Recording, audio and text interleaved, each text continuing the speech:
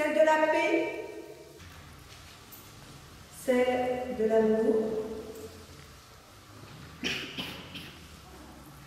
et celle de la foi.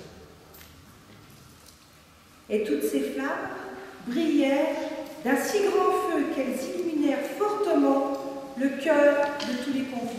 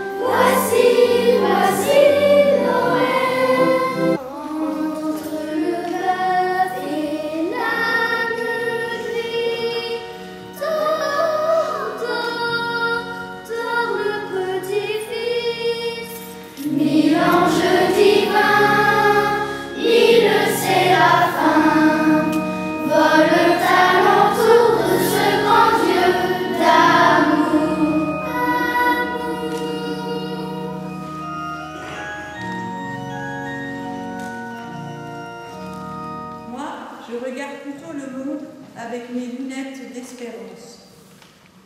Je vois le même monde que mon mari. Un monde où il y a bien du mal.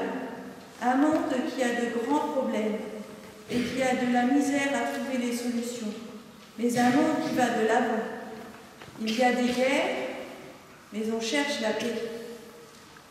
Il y a plein de monde qui meurt, du sida ou d'autres maladies, mais on continue à chercher les remèdes et à organiser la prévention.